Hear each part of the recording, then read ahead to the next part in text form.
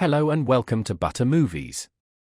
1923 finally allows us to see a light at the end of the tunnel when it comes to Spencer and Alexandra's journeys home. Last week, episode 4 of the Yellowstone spin-off second season was mostly focused on the Duttons and how they finally received some much-needed good news. I loved how the show let them have a reprieve, with Zane's surgery being a success, which allowed him to walk again, and how Elizabeth not only decided to stay instead of leaving, but also discovered that she was pregnant again. However, all the happiness at the Dutton ranch contrasted with Spencer and Alexandra's stories, who found plenty of danger in their respective journeys to Montana. Alexandra was robbed, punched, and almost lost her train. As for Spencer, he had to run from the police to hop on a train of his own. Then, he killed the 3 people who wanted to rob him, and worse, and then hopped off the train. Thankfully, episode 5 takes both of their stories in a better direction. But before it gets there, I was shocked by what Alexandra had to face. From the start of the season, I had a bad feeling in my stomach that something terrible was going to happen to Alexandra. In season 1, we saw that while she had a hard exterior, if it were not for Spencer, she would not have lasted as long as she did. After all, up to meeting him, she had led a posh life with very few hardships. However, 1923 season 2 has Alex all alone, and it has led to a few unsavory moments that culminate in what I feared happening. When she first arrived in America, I was afraid she would have to pawn herself off to the officers so they would allow her to get into the country. Thankfully, that did not happen, with Alexandra taking full control of the situation. Then, she was followed by a robber into the bathroom at the train station. I was afraid that meant she would not be able to escape the dark fate I imagined for her. However, while she did get robbed and beaten up, Alexandra still managed to move. Marshall Kent talks to Anders, played by C. Thomas Howell, the Outsiders, one of the cowboys we met last episode, who is having a hard time believing that Tiana is a multiple murderer. Kent tells him that the young woman is a bloodthirsty, evolutionary bridge between animals and humanity, who must be erased from this planet. Anders says he hasn't seen her, but he also doesn't really trust Kent. He wants to hear about Tiana's crimes from Father Renault himself. In Amarillo, Marshal Fawcett takes Spencer to the sheriff's office and calls Sheriff McDowell. "You sound like a woman," the surprised lawman says, and he demands that she put the male sheriff on the line to verify her authority, but at least he apologizes when they both return to the line. She asks if he can vouch for Spencer. "Marshal, that's a Congressional Medal of Honor recipient. The president vouched for him," McDowell shoots back. Then there's a fun game of telephone. On the telephone, she asks Spencer if he won the medal. Spencer says he hasn't heard that news. McDowell says he received it just the same, and asks to talk to Spencer. Honestly, readers, this episode is difficult to watch. I want to preface this section of the recap with a trigger warning. Alex is sexually assaulted on her train ride to Chicago. Many readers of our entertainment newsletter, The Cliffhanger, already reached out to me following episode 4 to say that they were dissatisfied with the way 1923 continually abuses Alex. I must agree. It's not that these attacks do not happen in real life, it's just a lot for one character. The assault occurs after Alex is forced to work as a waitress in exchange for her meals on the train. She arrives, after being beaten and robbed, without any money, so she pours coffee and busses dishes for the wealthy patrons in the dining car. When an unruly customer sticks his hand up her skirt and touches her, she beats him within an inch of his life. Then she's saved by 2 British passengers who vouch for her once the Chicago police arrive. "He raped me with his hand," Alex tells the cops. "Is that not a crime on your train, sir?" Following 3 episodes in a row of Alex experiencing some form of physical or sexual assault, it's reasonable for audiences to ask what purpose these attacks serve. Remember Father Renault, the priest who tortures young Native American women at his school? How about his racist friend, Marshall Kent? Well, the pair finally runs into a kind cowboy, who isn't convinced that the young Crow woman they're after is a murderer. "No offense, mister, but I don't know you to trust you," he tells him. The priest initially refuses to step into a saloon even though he shot a child to death the other episode, but he enters the bar and tells Howell that Tiana Rainwater killed 5 nuns. He leaves out the part where they were torturing Tiana and feeding her maggot-infested food. "She is evil, and evil doesn't need a reason," he says. Howell leads them north of his cattle ranch, where Renault and Kent run into Pete Plenty Clouds. He left Tiana and her father to find them some water, but our villainous pair isn't aware that he knows them at all. Despite this, they both draw and fire. We'll just need to wait a week to see who survives. Following his fight with the tax collector and his hobo band, Spencer now finds himself lost in Texas. Believe it or not, his journey home is derailed once again. He's detained by Anadarko Marshal Mamie Fawcett, Jennifer Carpenter, who finds it suspicious that he's from the same area as Renault and Kent. Please, just leave this man alone. She takes Spencer to Amarillo, Texas, where he finally spots his first telephone since landing in America. Fawcett phones Sheriff McDowell, Robert Patrick, of Montana, who you may remember as Jacob's good friend. Still, McDowell seems more disturbed that he's talking to a female marshal than that Spencer Dutton is near to home. The patron saint of taciturn, road-worn men with good hearts and troubled minds smiles on Spencer Dutton in this week's 1923. After weeks of violent misadventures, Jake and Kara's nephew winds up on a train bound for home during the episode. We're not saying he's in the clear, because he's already run into trouble on the rails once this season, but he's a lot better off than when he was trying to stay up all night in a boxcar full of sketchballs, no? Elsewhere, Alex is doing better by the end of the episode, as well, but goodness gracious, the terribleness she has to go through before she gets there. Read on for the highlights of Only God. Though Paramount originally announced that 1923 Season 2 would return for 8 more episodes this February, there are actually only 2 more episodes left this season. Plus, the network is no longer referring to Season 2 as the second half of a 2-season arc. So either we're about to wrap everything up quickly in the finale, or there's a third season of 1923 heading our way. As we head into episode 5, it's hard to place my bet in either direction. So Anders asks Renault why Tiana killed the nuns. Because she is evil, and evil does not need a reason, the priest says, and it's enough to get Anders to admit that she, Pete and runs his horse accompanied them on the cattle drive, though he doesn't know where they went after. Based on hoof prints, they discern that the trio went north, and Renault and Kent take off in that direction. Pete does find a watering hole, but it happens to be the same one where Renault and Kent are giving their horses a drink. They take off after him. As Pete flees, his overtaxed horse starts to falter, and then collapses. He rolls to his feet, grabs a gun, and then there's a gunshot. We'll have to wait to the next episode to see what happens next.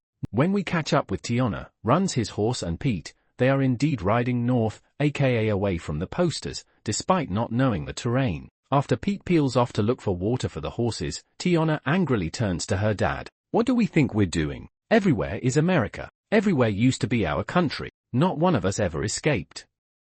He points out that they're the last ones still fighting, so for starters, I surely thought that Spencer and Alex would have made it to the ranch by now. Instead, we learn that Spencer is still trekking his way through Texas while Alex is only as far as Chicago. We also don't see anything of Donald Whitfield this episode. Sheridan created entirely new villains this episode, and they're here solely to terrorize the one character who is desperate for a break. It's not looking good for the Duttons in 1923. I'll hand it to Taylor Sheridan. Even though viewers already know the family survives to modern day, he's making them endure the fight of their lives. By episode 5, Spencer Dutton may not ever make it home at this rate. Alexandra can't go a single episode without suffering a traumatic attack, and Zane just had a hole drilled into his skull. Back home, Jacob Dutton is 82 years old. Unless Kara, Helen Mirren, can reload her shotgun at breakneck speeds, the Duttons need some friends, and fast. Spencer is sleeping under a tree, hat over his face, when Mamie and her men wake him, guns drawn. She takes his gun, then he fields their questions about the animals he's encountered and whether he's seen Tiana, Pete and runs his horse or Father Renault and the marshals. When they find out he's headed to Montana, Mamie snarks, sure are a lot of folks from Montana wandering around West Texas. She's suspicious of him, so she orders him to come with them to Amarillo, despite his insistence that he's not running from anyone or anything. All you're going to do out here is die. You're 30 miles from water. If you ain't a fugitive, she tells him, this is the luckiest thing that's ever happened to you or you. Spencer only wants to know if the men who killed his brother, John, are still free. You better stay in Texas if your plan is to come back here and start a war. McDowell warns him. As far as I know, war's already started, and you ain't stopped it. Tell my aunt I'm coming home. Can you do that? McDowell advises him to stop by the sheriff's department when he comes home, because the Montana he left is not the Montana of the present. Mamie has no choice but to let Spencer go. I think you owe me a train ticket, he says. When he balks at the train porter's request that he check his gun, Spencer looks disgusted. What happened to this country? What other rules were made when I was killing for this place? He asks as he climbs aboard. Okay, rip.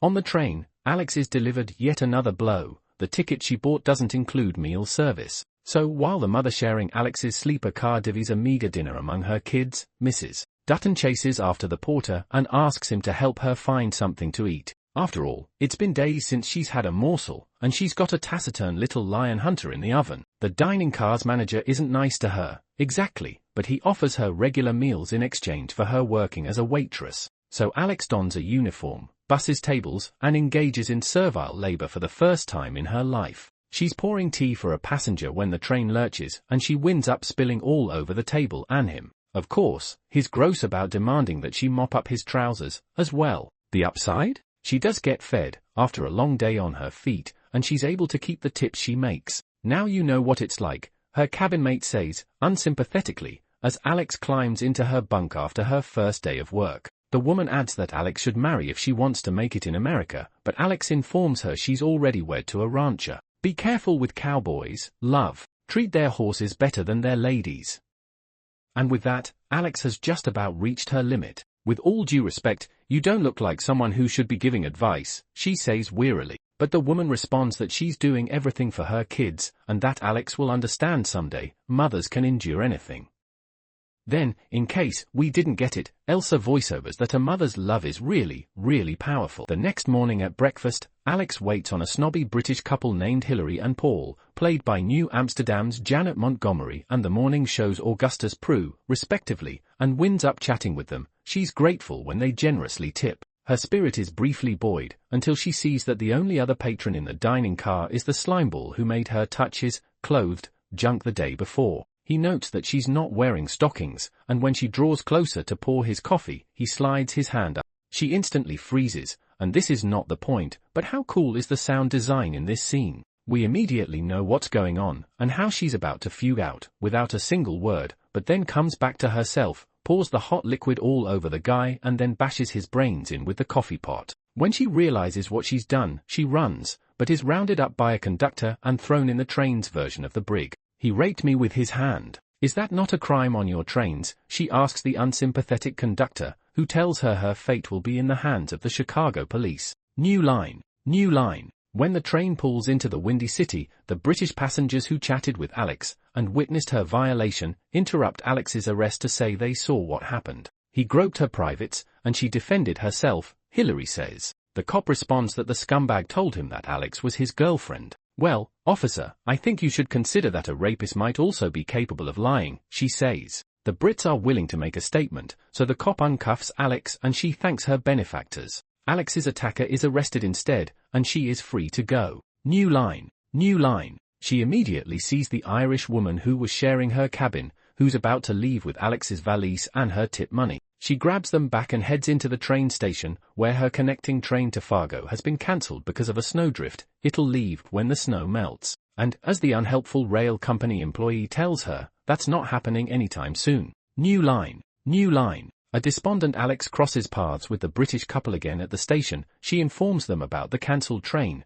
then she starts sobbing. The husband, Paul, invites her to come with them to Winnetka, Illinois. It seems a bit of respite from your adventures might be needed, he says, picking up her bag. You've seen what happens to men with wayward hands around me, she says flatly, and he assures her that he won't touch her. Then Paul and his wife lead her out of the station. New line. New line. Banner and two of his men take Christie's body to the train station, ruminate about her cause of death, then unceremoniously hurl her into a ravine. And just like that, a problem disappears, Clyde says, gloating about how they're getting away with something hard. After weeks of tension and treacherous journeys, Episode 5 of 1923 Season 2 shines a light on hope, hardships, and gunfire amidst a looming threat. Titled Only Gunshots to Guide Us, the episode follows Spencer Dutton's and Alexandra's simultaneous quests to return home to Montana as Father Renault and Marshal Kent continue their pursuit of Tiana Rainwater. Amina Nieves runs his horse, and Pete Plenty clouds with the stakes higher than ever. Viewers are left to wonder what the future holds for these beloved characters.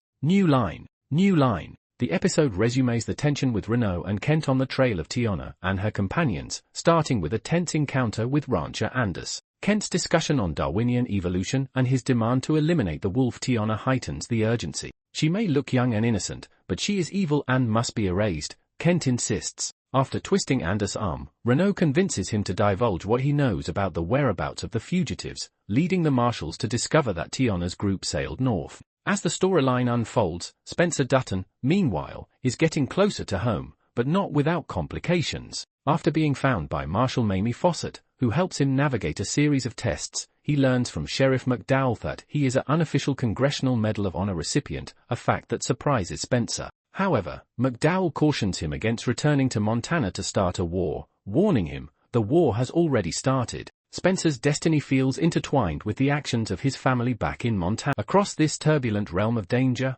Alexandra's journey proves both challenging and dangerous. With her train ticket not including food, she is forced to work as a waitress on the train to stave off hunger. This decision exposes her to the unwanted advances of customers. A male passenger's lewd behavior escalates when he gropes her, prompting a fierce response. She retaliates with a scalding pot of coffee that lands in his lap. Detained afterward, the incident causes a stir, but helps her when witnesses, Hillary, Janet Montgomery, and Paul, testify on her behalf, exonerating